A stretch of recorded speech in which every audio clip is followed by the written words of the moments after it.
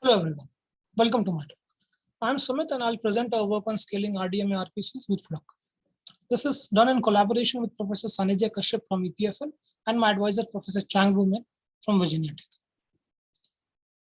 In order to achieve good performance, data center applications require the network to deliver high throughput and low latency. As a result, RDMA has been gaining traction within data centers as it can deliver both high throughput and low latency. At the same time, the price of RDMA hardware have been going down in recent years, which has facilitated its adoption. Some of the key features of RDMA are its ability to directly access the memory of a remote machine, its ultra-low latency in single-digit microsecond, and kernel bypass, which enables zero-copy transfers and CPU bypass, making it an attractive option for CPU-efficient networking. The figure below shows how Node 1 transfers data to Node 2 using RDMA. The NIC on Node 1 does a DMA operation to read the data from the user buffer and transmits it to Node 2. The NIC on Node 2 then performs a DMA write to the user with the received data to the user buffer. Overall, data is received on Node 2 without any CPU intervention. The most common RDMA transports are reliable connection, unreliable connection, and unreliable datagram. RDMA hosts establish communication by creating queue pairs of one of these transports. Next, we look at the differences between connected and datagram transports using an example where a server communicates with 3 clients. The left figure shows the connected transport where a server communicates with the clients by establishing a dedicated queue pair with each of them. On the right, we have the datagram transport where a server uses a single queue pair to communicate with all the clients. One thing to note here is that the RDMA NIC caches the queue pair state in its local memory. So the amount of state required for connected transport is much more than that required for a datagram transport for a similar traffic pattern. Additionally, RDMA NICs have very little memory, so they face cache thrashing as this state increases. In terms of RDMA primitives, there are 2 classes of operations. One is memory operations that include read, write, and atomics. These are also called one-sided operations because they do not consume any CPU at the remote side. The other class is messaging operations, which include the send-receive operations, and these are similar to our traditional socket communication. Another thing to note is that reliable connection supports all RDMA primitives, while unreliable datagram supports only send-receive operations. RDMA is good and delivers good performance. However, achieving scalability in large RDMA clusters is a challenging problem. This is because RC is non-scalable, as its point-to-point communication model requires more state on the RDMA NIC as the cluster size increases. In contrast, UD is inherently scalable due to its one-to-many communication model, but lacks CPU-efficient one-sided operations, all of which are supported by RC. As a result, there has been a long debate over which RDMA transport should be used for scalable communication. Some works have gone on with using only RC, such as FARM, STORM, and Scale RPC, while others have chosen to use only UD, such as FAST and eRPC. A few research efforts have gone on with a hybrid of connected and datagram transports like HERD and DRTM plus H. To compare the scalability of RC versus UD, we use a simple evaluation with one server and an increasing number of clients, with each client either issuing a one-sided read from server memory or performing a RPC with the server. Here are the results. We observed that although RC can achieve better performance than UD, the performance starts to drop after 700 clients due to the NIC cache thrashing. In contrast, UD achieves lower throughput and saturates earlier than RC. This is primarily because the CPU becomes bottleneck for UD-based RPCs. This brings us to a problem statement. Can an RDMA communication framework maintain connection scalability, expose all RDMA features in terms of memory operations, messaging operations, and have minimal software-induced overheads due to packet loss, congestion control? With Flock, we aim to achieve these goals. I'll now present the key design aspects of Flock, which include: Flock is based on RC to provide all RDMA capabilities. We use queue pair sharing among threads like prior work to achieve connection scalability and propose a new queue pair sharing mechanism called Flock synchronization, to overcome the drawbacks of prior sharing approaches. Flock also introduces a cooperative scheduling policy between the sender and receiver named symbiotic send-receive scheduling, which enables efficient network resource allocation and utilization at the end host. We now look at the Flock architecture by considering a client and server example to see how request processing is handled in Flock. Client and server start communication by creating a connection handle, which is our abstraction on top of a set of queue pairs. The figure shows a connection handle with 3 queue pairs shown as green bars, all of which are active queue pairs. Each of client and server have an RPC memory region where they prepare RPC requests and RPC response. Also, both the client and server have a dedicated scheduler component, which I'll explain in a bit. Now let's look at the working of RPC in Flock. The client initiates the RPC by sending a request to the server. As part of this, the client asks for credit from the server in order to send future requests. This is because Flock is similar to receiver-driven transports in the sense that it requires a sender to have a credit before it can submit a request. At the server side, all requests are processed by the RPC workers. At the same time, the queue pair scheduler decides whether to keep this queue pair active or not. The server then returns the response, and as part of this response, it either provides credits to the client, which means that the queue pair is still active, or it deactivates the queue pair. Let's consider in this example that queue pairs 1 and 3 are still active, while queue pair 2 is marked inactive, shown as the green bar. On the client, application threads will receive the response, and at the same time, the thread scheduler realizes that queue pair 2 is no longer active, and it decides to migrate any application threads that have been using the deactivated queue pair to another active queue pair. In this case, queue pair 1 or queue pair 3. Overall, receiver-side queue pair scheduler dynamically activates or deactivates queue pairs on a per sender basis to avoid NIC cache pressure, and the sender-side thread scheduler multiplexes active queue pairs among the application threads. However, prior work has shown that queue pair sharing among threads is detrimental to performance. This is because of the low parallelism and high synchronization overheads of queue pair sharing. With Flock, we use a new queue pair sharing mechanism called Flock synchronization to overcome these challenges. With Flock synchronization, threads that share a queue pair can progress concurrently with minimal synchronization, and Flock synchronization coalesces smaller messages into larger network packets, which efficiently utilizes the network bandwidth and the CPU. Let's reconsider the client-server example from before to understand the working of Flock synchronization. The green highlighted region within the request buffer shows how a coalesced message looks like in Flock.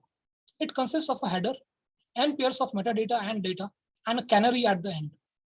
The header contains information such as the total message length, the number of requests within the message, which in this case is n. Each pair of metadata and data is one request where the data contains the actual payload, while the metadata contains the payload length and the RPC to execute at the server side. Flock synchronization is a queue pair sharing mechanism using a form of leader-follower coordination, wherein the leader coalesces requests from followers. Associated with every queue pair at the client is a thread combining queue, TCQ, as shown on the top right side in the figure. Now let's see how a thread submits its request. To submit its request, a thread enqueues itself into the TCQ via an atomic swap operation on the Flock tail. The thread at the head of the tail then becomes the leader. As thread 1 is the only thread within the TCQ, it becomes the leader, and leader in Flock synchronization manages the request buffer. Now let's consider another thread, thread 2 enters the TCQ. This thread will become the follower, and the follower thread requests memory buffers from the leader. The leader obliges and provides memory buffers to the threads in the TCQ and reserves the memory for the coalesced message in the request buffer. All threads then copy their payload within the provided buffers. And finally, the leader sets up the header and canary to get the coalesced message ready. At this point, the message can be sent to the server side using an RDMA write, which the leader issues. Overall, Flock synchronization offers low synchronization overheads for queue pair sharing. It allows for concurrent progress of threads and fairness in terms of arrival order of threads. It enables efficient network utilization by reducing the number of small messages exchanged via coalescing, and requires fewer CPU cycles for MMIO operations due to reduction in the number of reduction in the number of messages exchanged. RDMA networks face a trade-off between performance and scalability. Let's consider two configurations, one wherein threads use dedicated queue pairs and another where they share a queue pair. When threads use dedicated queue pairs, it is good for performance because it enables more parallelism within the RDMA NIC. However, it hampers scalability because it increases the state within the RDMA cache increases as the cluster size increases. In contrast, when threads are sharing a queue pair, this is bad for performance because of the induced synchronization overheads. In contrast, this is good for performance. This is good for scalability because of fewer NIC cache misses. Flock aims to resolve this trade-off using symbiotic send-receive scheduling. The receiver-side queue pair scheduling in Flock is aimed at limiting the active queue pair count at the receiver to bound the NIC state and prevent the CPU overload as well. This is done by allocating fewer queue pairs to dormant clients and more queue pairs to active clients. The categorization of clients into active or dormant is done based on their utilization metrics, which include credit renewal, via which the client asks the server for credits to send requests in the future, and coalescing degree, which indicates the number of requests coalesced within one message. A higher value of coalescing degree means many application threads are concurrently using the queue pair, thereby implying queue pair contention. The server using queue pair scheduling allocates more queue pairs to client which are more active, as in they have higher utilization. Overall, that means server allocates queue pair to the clients in proportion to their utilization.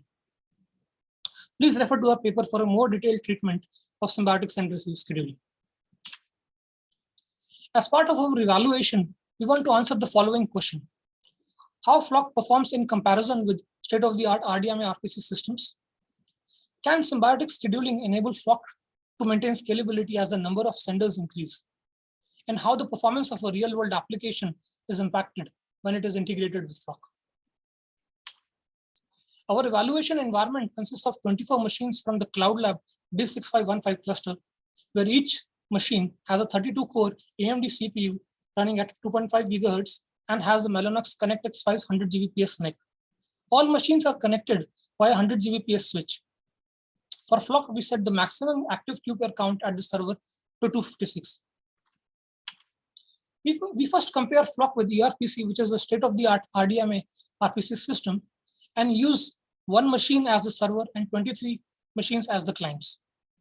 The workload consists of 64-byte RPC requests from the clients and 64-byte response from the server. Here are the results. The upper figure shows the throughput in operations per microsecond, and the bottom figure shows the 99th percentile latency in microseconds. We vary the number of application threads per client. As can be seen, Flock consistently outperforms ERPC and delivers throughput up to 3.4 times as that of ERPC. In addition, the tail latency in Flock is lower than ERPC by a factor of up to 2. This is primarily because of coalescing in Flock, which enables more concurrency at the clients, while queue pair scheduling at the server limits the active queue pair count. As a result, server NIC doesn't face NIC cache thrashing. In contrast, ERPC, much like other UD-based RPCs, suffers from high CPU overheads.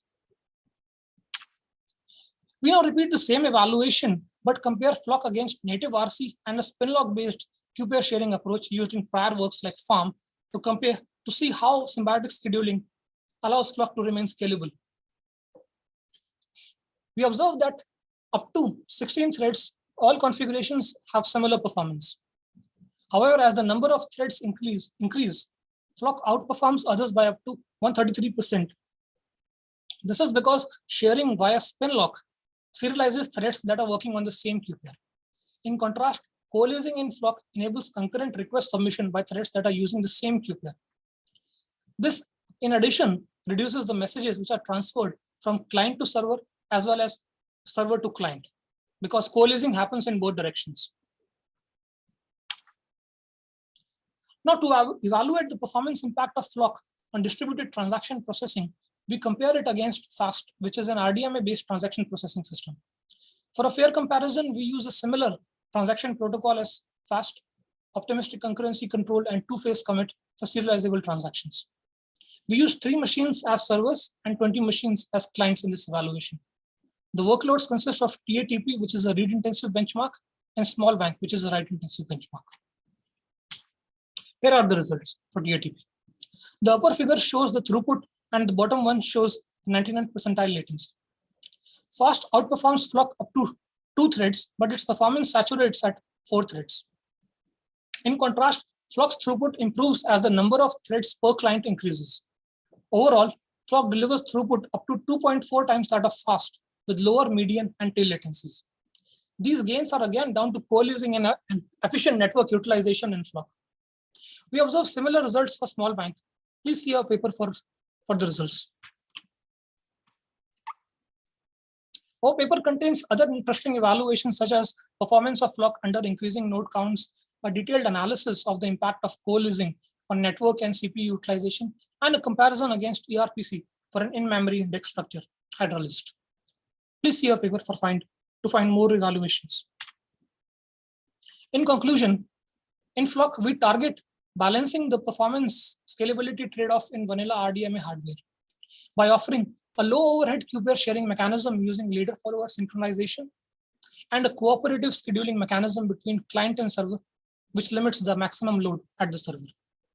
Flock delivers superior performance with efficient network utilization and reduced CPU usage. Thank you.